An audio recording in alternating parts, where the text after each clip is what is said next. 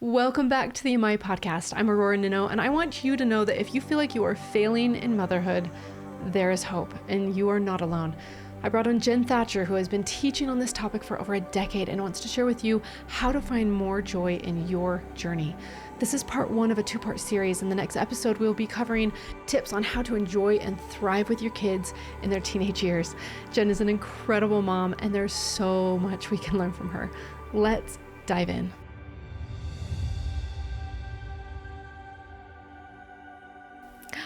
I want to welcome on Jen Thatcher here. I'm so grateful that you're on tonight. We have so much to learn with you. I feel like you, Jen, are a person that you could sit down with anyone and be able to talk about almost any topic under the sun. And I just really respect you for that. So yes, what is the topic that you want to talk about tonight? Well, I want to talk about how mothers can find greater success and joy in motherhood. And just love their role and just love this experience of motherhood better. And I've been a mom for 18 years. I have 5 kids, 4 girls and then a boy, and we have had challenges. I can say that motherhood has been the hardest thing I've ever done. So I can relate to anybody who's feeling like this is really hard. In fact, my mom always would say the mom is the thermometer in the home. And she'd say, if mom's not happy, nobody's one's happy. Yes. Like I can relate to is that not true though? And we've had experiences like that where the whole family struggled because I was struggling. Right. And I've learned a lot, and I am in a place where I am so happy, so fulfilled. I just look at my kids and I love them more than ever. I didn't expect to just feel at this stage, I've got a bunch of teenagers. I was going to say, most people, they're like, wait for teenage years. And it's this gloom and doom sort of a feel. I know, and I remember thinking that. I was so scared for when they were teenagers. And I just, almost every day, I just have the thought, I can't believe how much I love my kids. I just love them so much. That means you're doing something right. Well, teach us. I just feel grateful that we're in a good place right now. Yes.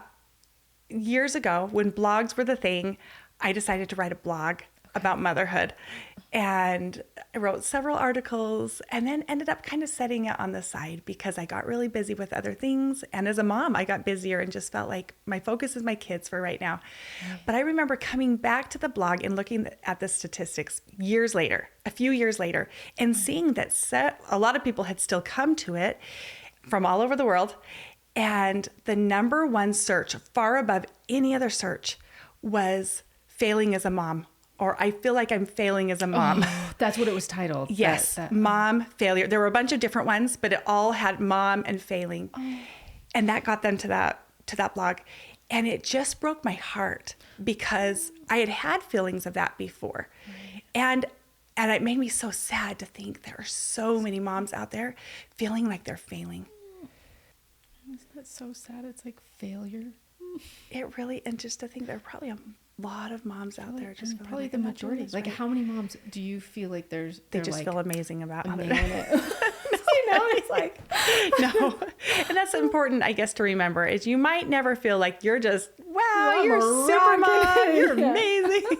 And nobody's telling you that, right? It's not like you're getting told that from your kids. Unless your spouse is like, you're awesome. Yeah, exactly. But that doesn't always happen, right? Yeah, and I think the saddest thing about that is that motherhood is all encompassing. From the minute you get woken up in the morning, all day long, till you finally drop into bed, and then sometimes throughout the night, you give and you give over and over again, all day long, every day. And so to feel like you're failing in the thing that takes everything out of you is just devastating. And so I wanted to share some thoughts. I wanted to share, first of all, some practical thoughts from research, what we find, just the formulas for success in parenting that you can go back to over and over again and find help just to know, how can I do this better? How can I have greater success? And then the second half of it, I want to talk about perspectives that can help us have greater joy in motherhood. Oh, I love that. So the formula that you can come back to over and over again as a mom, and really as a dad as well, parenting, is the main roles as parents are to love and to teach. And so get back to the basics. Ask yourself, do you have a loving relationship with your child? Do you have a connection? Do they know that you love them? Do you show them? Do you tell them? Do you build them up? Do you connect with them first thing in the morning? Do you give them a big hug and tell them how much you love them? Look them in their eyes. Right. Look them in the eyes. Do you end the day spending a few minutes with them, connecting with them? That relationship is so crucial in your parenting. If you have a child that's struggling, their behavior isn't good, they're being unkind to a sibling, or they're not being obedient, ask yourself, do they need more love from you? And it probably is that first answer, to love them more and to let them really know. And I've noticed if I can connect with them more, if I can bring more positive into the relationship, then I find that all of a sudden they're more obedient. Sure, Mom. They're just happy to be helpful and good. And so that's the first thing. And then ask yourself, what do I need to teach them to help them understand and to change their behavior? Instead of just expecting, like, yes. Why? Well, you know, you should know how to do this already, or you should know that that's not right, or you should know. But a lot of the times they don't, you know, to really break down those learning patterns. Right. So with this behavior that's happening on, what's the one thing that I could teach them better, that if they understood that, they would act differently? Okay. And then seek to teach them over and over again. And sometimes those are formal teaching moments where you really sit them down. We're having a little lesson, you know, or those might be informal teaching moments. And I feel like what I have found is if it needs to be like a big change, like, hey, we're up in the expectations, we're changing things in our home, it helps to have both parents there if possible. If both parents are in the home, it helps to sit down and really make it a big thing. Like, hey, we're going to talk about this. We're going to change things, and to teach them. And authoritative parenting is the most successful parenting, research has found. And so authoritative parenting has that warm, loving connection, and it also has high expectations. Right. Okay, so but with the high expectations, do they know? Do they understand? Have you taught them well? And have you laid out the expectations in a way that they can succeed? And it's not usually in the moment, okay? You're taking all these little kids to the library. You're not teaching them in the library to be quiet. It's before you got out of the car that you say, hey, we're going to the library. We're going to talk softly. Yeah, so it has to be ahead of time so that they can succeed. You're really trying to set them up for success instead of, you know, they're messing up and you're trying to, you know, do it in the moment. So if you've got a teenager who's, maybe you're struggling with how much this teenager is on the phone or the things that they're doing, you sit down, you teach them, you make sure you have a good connection with them. The relationship is going well, and then you teach them, and then you lay out the expectations, and you explain what's going to happen if they do or if they don't do what the expectations are, and you make sure to honor their agency. They have choice, and anytime parents are going to step over their agency and force them to do things, they will push back.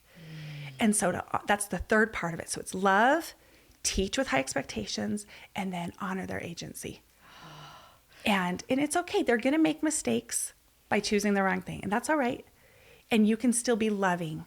That's something I've had to learn over time. You don't have to become the mean person when they mess up. The like top-down approach. It's like we're doing. I'm on your team. I'm on your team. I'm on your team. Yeah, we're doing this together. This is why we have this consequence. I know you don't like it, but it's because we love you. Yeah. And we want you to learn this, and you'll learn better from this consequence. Right. Bring in some humor if you need to. Yeah. Smile a little bit, laugh a little bit. Like, this is funny. This is perfect. This is great. Yes. Now you get to clean that room or whatever the consequence. But you're learning. Hey, at least you're learning in the home instead of, you know, when you're 30, kind of a thing. Yeah, but to be loving. So that's the first thing. And then the other thing to remember, this has helped me so much in my parenting, is this phrase that I had a teacher teach me one time. He had us all memorize this phrase: the purpose of the task is to strengthen the relationship. And he said, with everything in the home, so you're doing the dishes together. Sure, you need the dishes done, but what's the real purpose of the task? Is building that relationship. Yeah, so you'll do it differently as the parent if you're having them do the dishes, or you're asking them to clean their room, or you're going shopping for a prom dress together, or you're helping them apply for college, or whatever the task is that you're doing. This is a chance to strengthen your relationship. And so you do it differently so that it doesn't cause a wedge.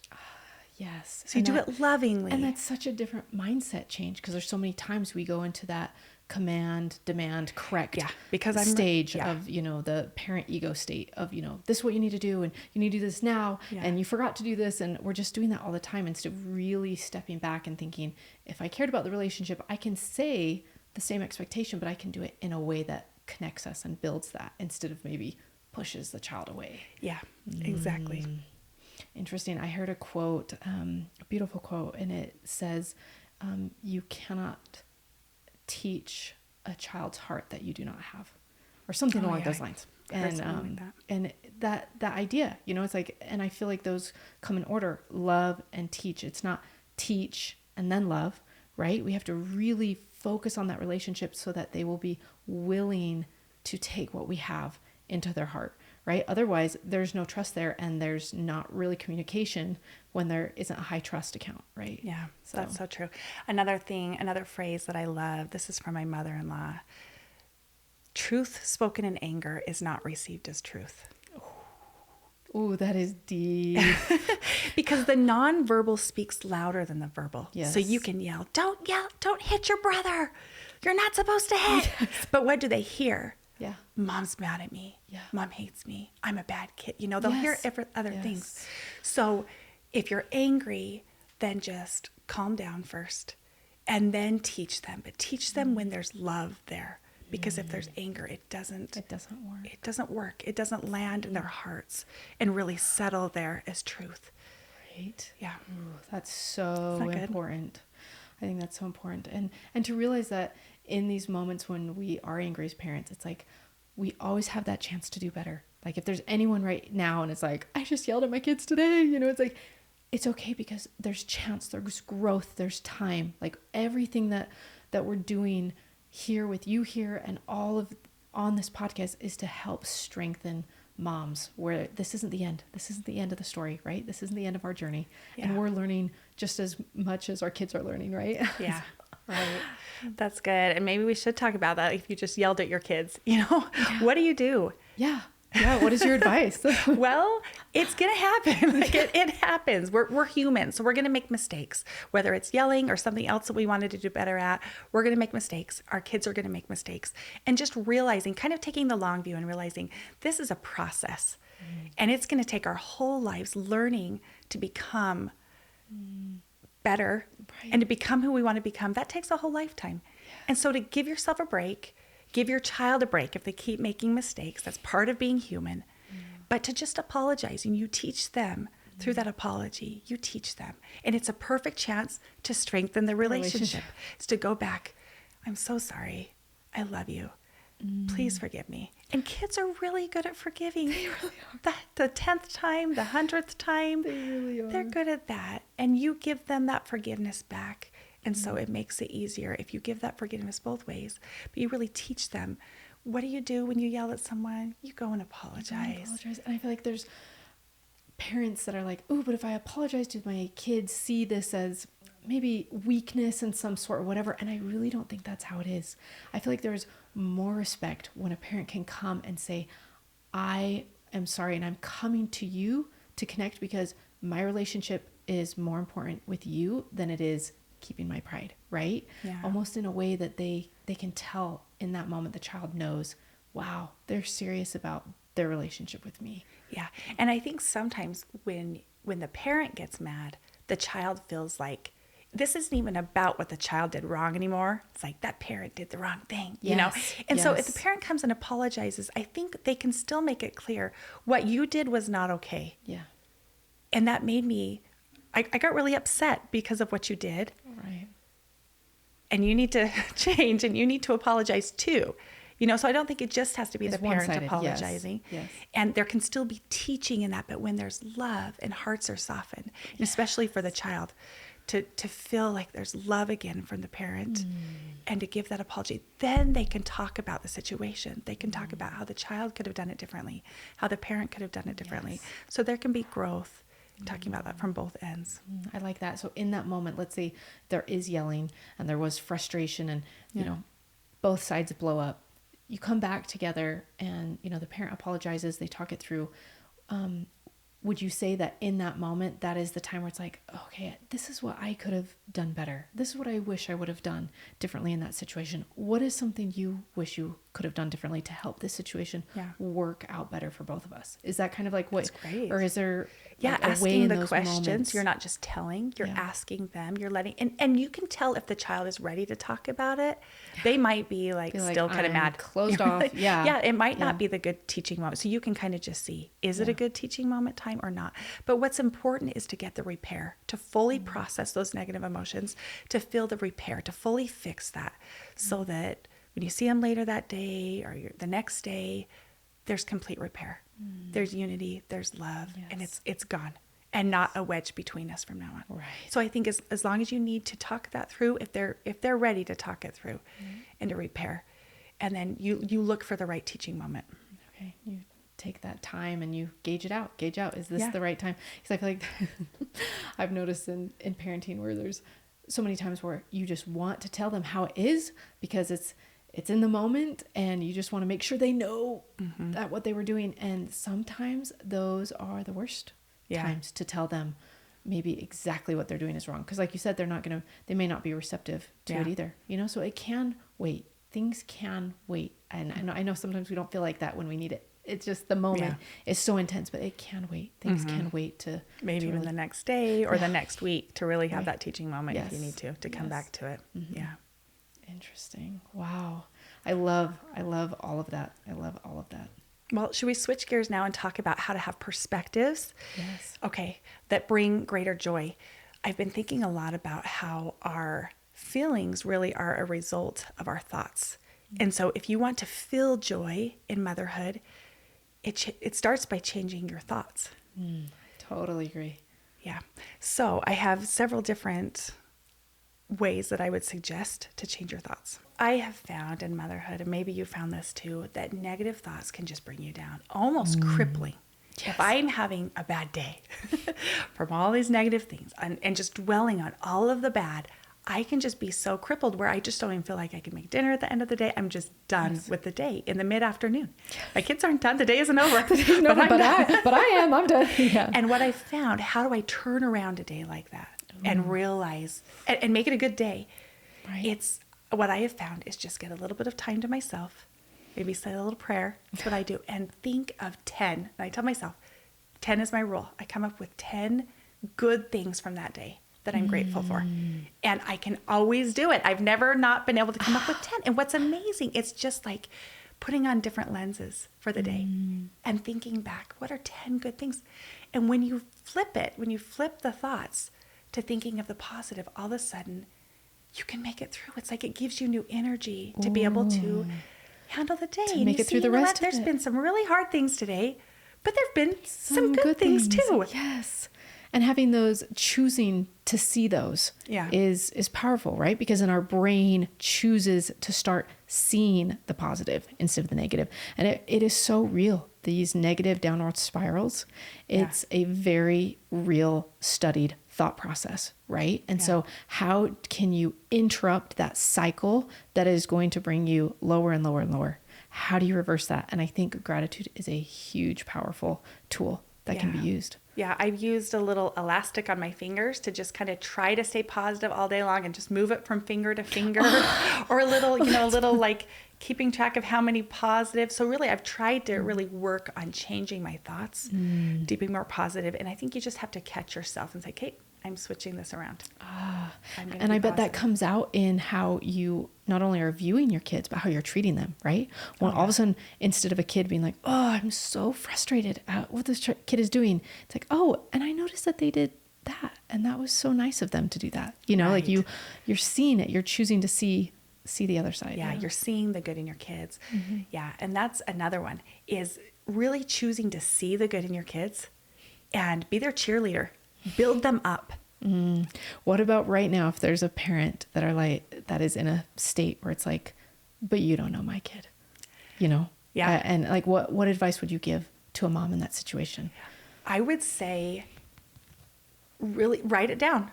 Think of 5 things you love about that child and write them down. If it's that hard to come up with them, and then go over those ones and start adding to that list and spend time every single day thinking about the good qualities that your child has and start telling your child those. These are sincere compliments. This isn't just fake to make them fluff, feel better. Yeah. Yeah, but this is sincerely, and you could even just say, I love you.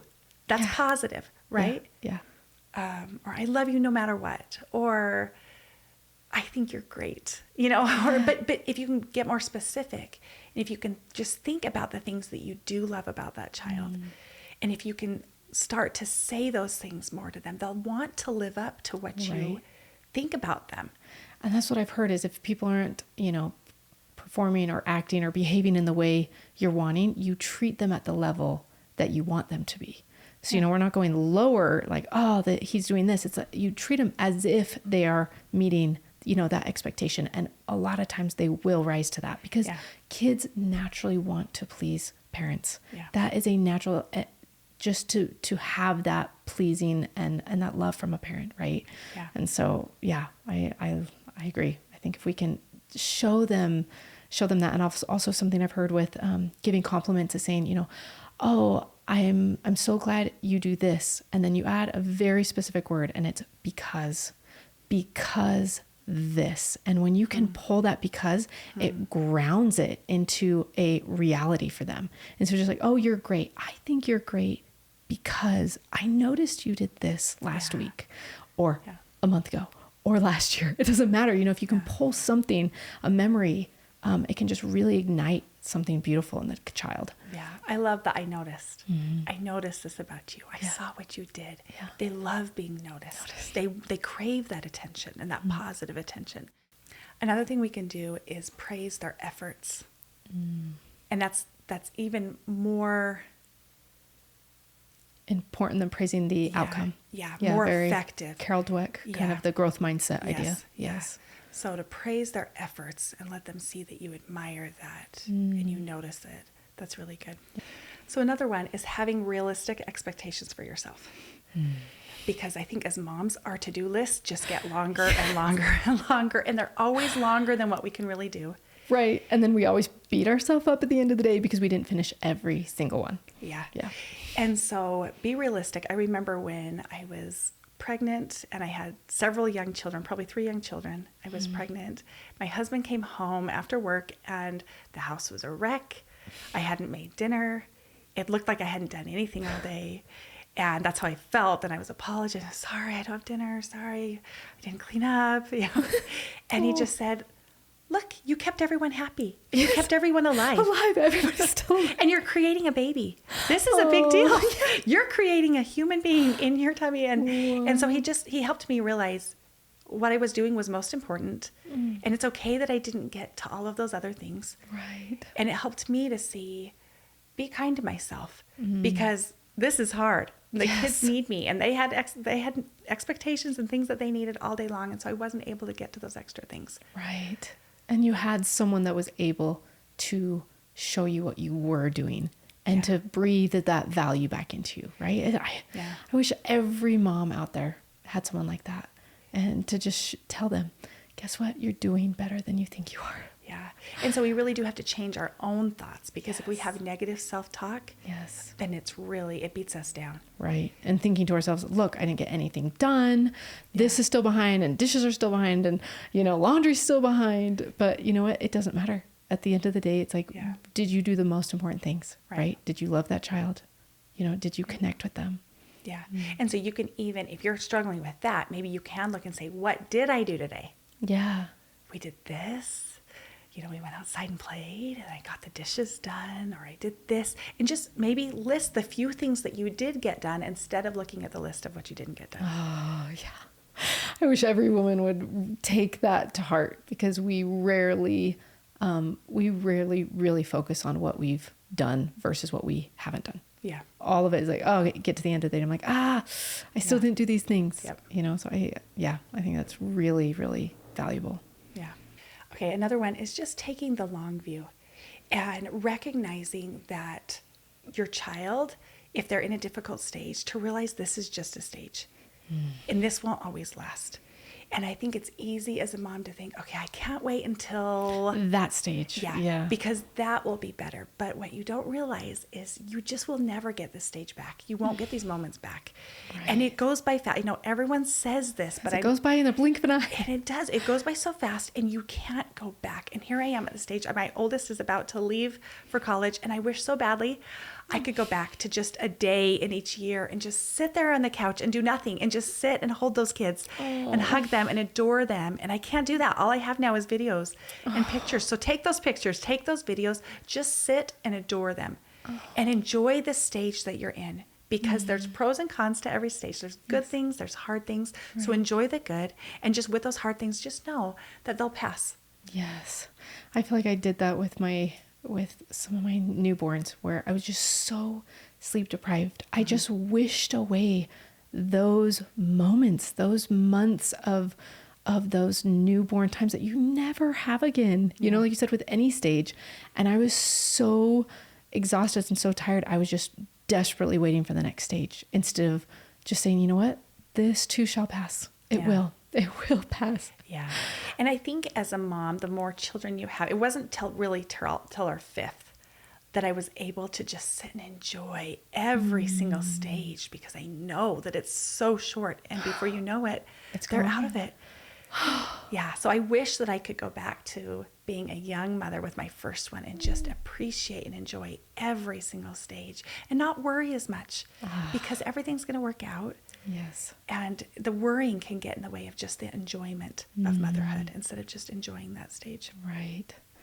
And we all do. We worry so much. And I remember my mom giving me a book years ago, and it was like, Don't Sweat. I think it was called like Don't Sweat the Small Stuff. I remember that book. And whatever. And it's so true. It's like we can get hung up on the littlest things, and that can weigh us down, or we can just say, you know what? It doesn't matter.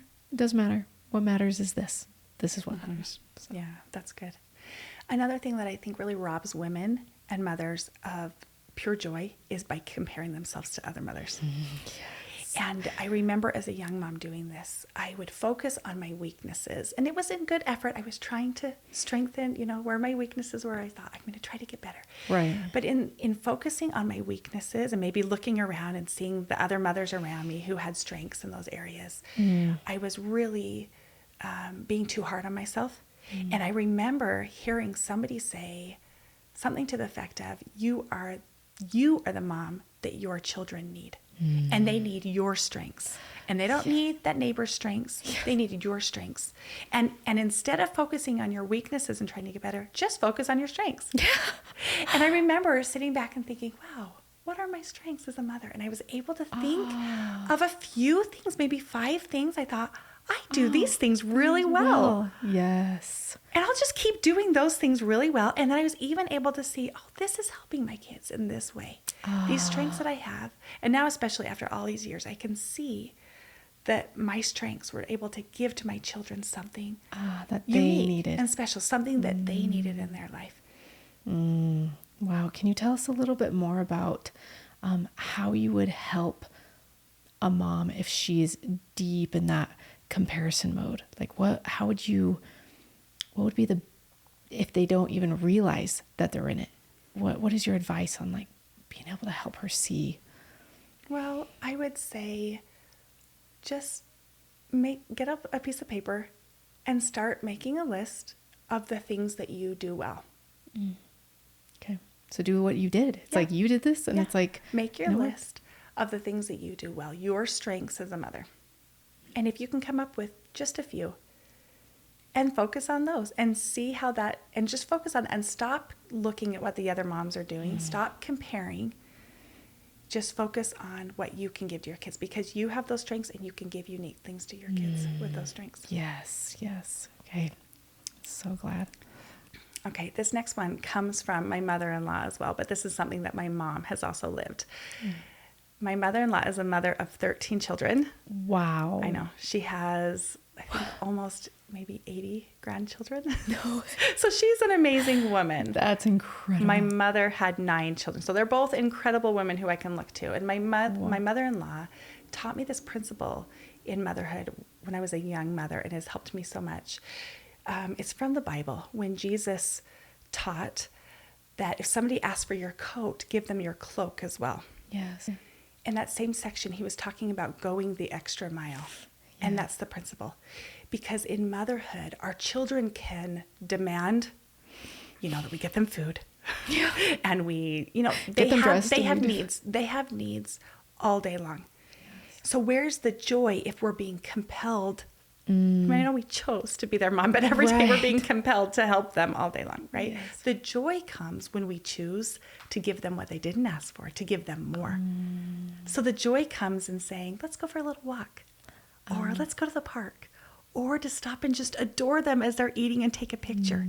That's the joy, is doing the extra thing that they didn't ask for.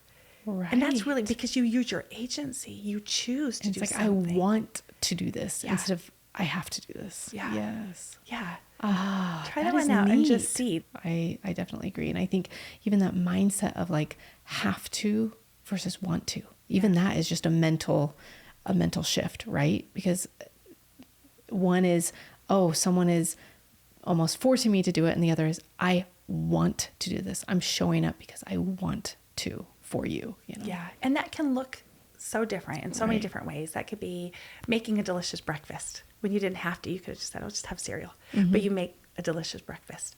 Or you decide to make Play-Doh for them. It's really in those extra things where it's just so fun. And you feel like, wow, life is so good. We did this extra thing. Yeah. Yeah. And the kids generally are like, this is so fun, Mom. And not saying that they're going to like, thank you profusely for, something that you've done, but it's about you realizing that you gave it for them. Yeah. Yeah. Here's another one. We all have challenges, difficulties. Our kids do. We do as moms. We're aware of each other's. And remembering that our difficulties, our challenges, they can be either stumbling blocks or stepping stones. And to look at those challenges as an opportunity for growth. And as a mom, for example, I have dealt with health issues for the last about 12 years. And it's been hard. It's been really hard. One of my biggest challenges as a mom is not feeling well and not feeling as well. And there are times when I have thought, I'd be a better mom if I didn't have these health problems. And that's true. I'd be able to do other things. But instead, if I can flip the narrative and think, what have been the blessings? What has been the growth that has come for my kids and for me with these health problems? Then I can see that my children have learned compassion. They've learned kindness. They've learned to be more helpful. They've learned to be self-starters and independent, make their own food if they need to, or help each other out. There have been a lot of blessings that have come. So many learning opportunities. Yeah. And so to look at those blessings and to see that this is a good thing, even though it's not what I wanted. And of course, I'm still trying to be healthier, but to see that this has been a good thing. There's growth that's come from it. Yes. Another example, when our kids go through hard things, they really look to see our reaction. This is so true. And so of course, it's good to be compassionate and really understand what they're going through, but can we help them see the opportunity for growth? Let's say your daughter comes home from school and someone was mean to her, a friend was mean to her. You can talk about learning how to not act, how about let's learn to not treat. How did that make you feel? Then you can remember to always treat other people differently than that. Yeah, just framing that in that way, is powerful. Yeah, our daughter last year, our 11-year-old daughter was really sick. She got sick. We didn't think it was COVID. It was tested negative, but it ended up being like a long COVID. So she was sick for about 9 months. We were seeing doctors, many different doctors. And every day, this is as the mom, trying to help her get feeling better. She didn't go back to school the rest of the school year from January and she could not go back to school. My goodness. She was just as an 11-year-old. As an 11-year-old. So and it was sad. so hard. It was so hard. But I was able to help her to see the growth. I was able to help her see how she was becoming a different person because of this trial she had gone through. Wow. And I could see that she was becoming more humble, more submissive, meek, willing to do the hard things to get better. And just that there was growth and compassion and understanding that came from it, that it ended up being a blessing. It ended up being a stepping stone in the long run. Wow. That was hard. Yes. But I mean, how amazing is it that you as a mom were able to frame it like that, right? Because it could have gone a totally different way. I mean, it could have been, oh, look how weak you are. Look at this problem. Look at this problem. You missed out on this and this and this and this, and you're behind. And, you know, you could have framed it totally different. And yet you were able to show her all the good and the strength and the resilience that she had through those times and what she was able to learn from that. I mean, that right there shows me the power of a mother right there. Yeah. Another thing that's important for moms to think about and to focus on is taking care of themselves so that they do have more to give to their kids. Sometimes call that self-care. Yes, like fill up our bucket first. Right, so that you have more to give. Yeah. And I remember it being taught in a very effective way. I heard someone say, what gives you energy? And the reason why that was so helpful for me, I guess with my health, I didn't have a lot of energy. And I thought, mothering takes all my energy. My kids take all the energy I have. So then asking the question, what gives me energy on a daily basis, maybe on a weekly or just, you know, periodically, what gives me energy that just, so I have more to give to my children. And it's not a selfish thing to look at our needs, to recognize I am a person too, and I have needs as well. And it's okay for me to take time to take care of myself so that I have more to give. Yes. How do you feel like moms can do that if they're at the point where it's like, you know, I am exhausted. I have, you know, a baby on my hip at all times. If, you know, I would say, you know, like the trenches as they call it, you know, where it's just this mind, body, soul, physical, you're giving it everything, like you said, from sun up to sundown. What would you say could be something that maybe every mom could be able to do? Well, I think you do have to ask yourself, are you getting enough sleep? And if you're not getting enough sleep, you're most likely not going to be doing well. Yes. And I mean, none of us get enough sleep, but like really at least the minimum of what you really need. Right. And so I think ask yourself, is there a way that you can lay those babies down or create a quiet time where you can catch a short nap in the afternoon that will give you that boost so you can make it through the rest of the day and be a happy mom who can put her kids to sleep. It's, you know, just make it through that second part of the day. So I would say, look at sleep, look at diet. Are you getting enough? Are you getting the right food to take care of yourself? Yes. Are you getting exercise? I'd also say women, we need connection. And so if you don't have anyone to connect with, maybe finding ways to connect with other adults just here and there. And that might be, you know, play dates with the kids at the park where you can talk with other moms, or it might be a phone call or just other ways to connect. I think a lot of people go to social media for those feelings of connection, and they either get it or don't. Sometimes you get it, sometimes you don't. And social media can almost leave you feeling almost worse off. Almost more empty. It depends. Yes. So ask yourself, if you're on social media looking for a connection, are you getting it there? Are you connecting with people, or are you just kind of browsing and then feeling empty? Yes. Like, is that serving you or is it not? Right. Yeah. In that need, because we all have that need. And I feel like traditionally motherhood used to be so much more connecting, and now there is just this feeling of, you know, silo, you know, where we're all just in these silos, and there are so many ways to connect, and it takes just that little bit of effort, but it's so worth it to be able to really connect with other people in motherhood. Yeah. Especially if you're a stay-at-home mom who's not getting out of the house, you know, working, seeing other people, then I would just say, find those ways to connect with other adults, girlfriends, parent, you know, your mom, whoever, just finding that connection, finding that outlet where you can be understood. Women need to be understood. They need to be heard. They need that connection.